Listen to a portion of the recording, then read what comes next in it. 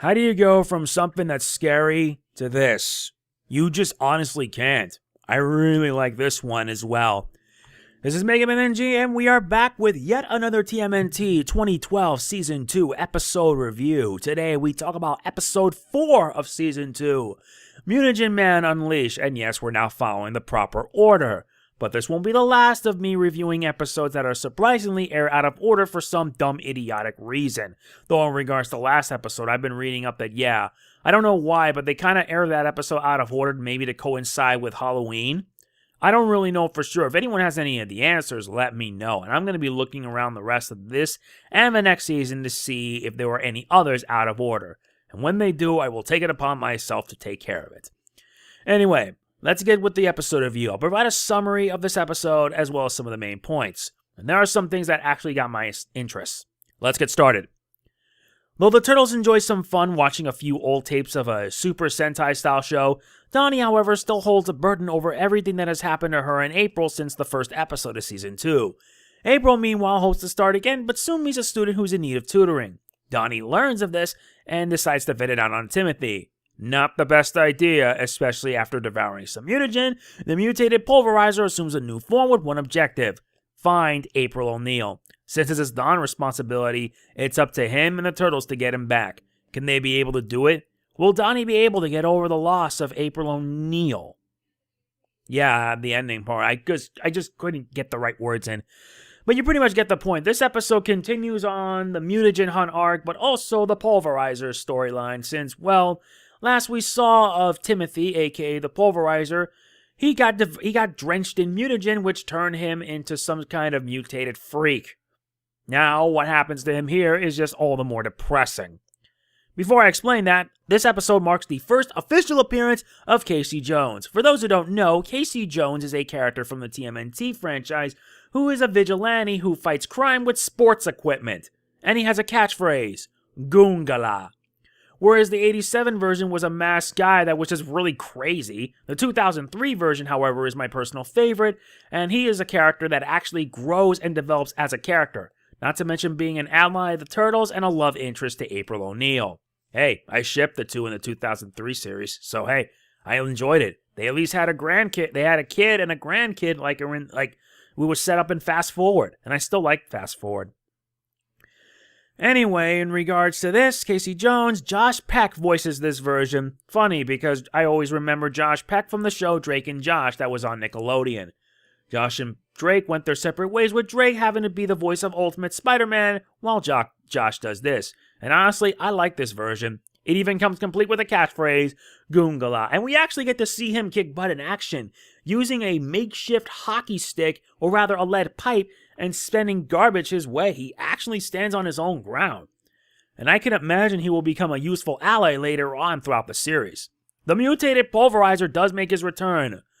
However, he assumes a very dangerous form after devouring some mutagen, giving him arms and feet and making him more deadly. What makes this really depressing and deadly is the fact that his hands are laced with acid. They're pretty much acid-based hands that anything it touches reduces to ashes.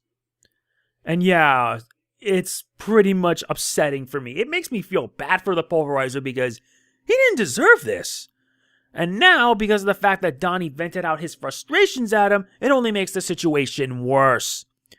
It made it worse since now the mutated Pulverizer, or Mutagen Man, is trying to befriend April O'Neil and get him away from the Turtles.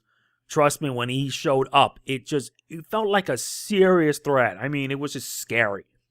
April still harbors resentment towards the Turtles for what happened in the first episode of the second season, and as I've mentioned that already, and she's trying to do whatever possible to get away, but you know, in a show like this, you can't get away from threats like that. It's no exception here when the mutated Pulverizer goes after her. She actually stands her ground against it, but it wasn't enough and it took Casey Jones to save her.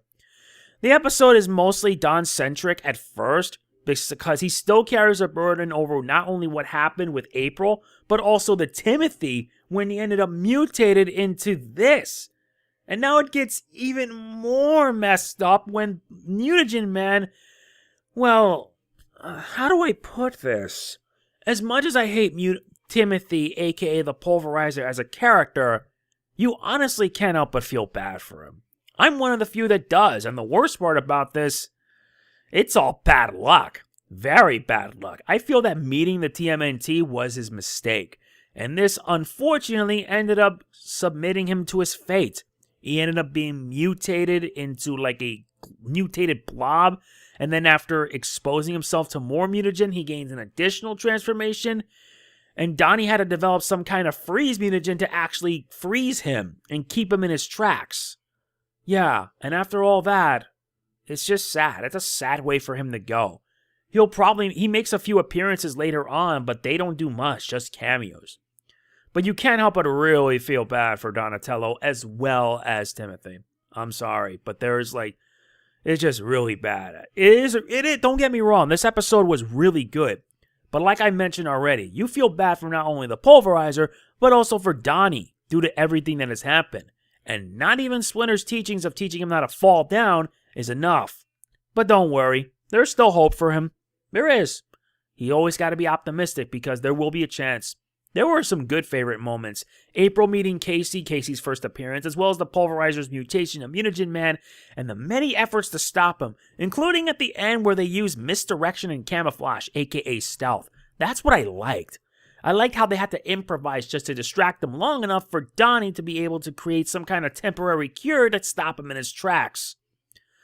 And when it was all over and done with, it felt like a depressing, hollow victory. I only hope Donnie can be able to set things right, because if not, it's only going to hurt him and his brothers more and more. It is still part of the mutagen hunt arc, since Donnie's determination to save not only Timothy, but also set things right with April by curing her father. It shows throughout the episode that he is a very determined turtle. Though I only hope that determination will lead to success down the line. Who knows? My rating for this episode will be in the description below, but I will say that I really enjoyed it. It was a very good, very solid episode that makes you really feel bad for the characters, especially Donnie. Don't worry, Don, not all hope is lost. You just got to be optimistic. You just got to keep going, and hopefully you'll be able to set things right. So yeah, that's pretty much it for this episode review. Next week, I'll be reviewing 2 more TMNT Season 2 episode reviews of the 2012 series. I'm going to keep on doing this every Sunday until we reach the end of Season 2, and then we'll start with Season 3. I look forward to whatever episodes that come our way, so yeah, I hope you guys enjoy these, because I'm doing this because after completing Tales of the TMNT reviews, I decided to watch the series from the beginning and provide my thoughts there.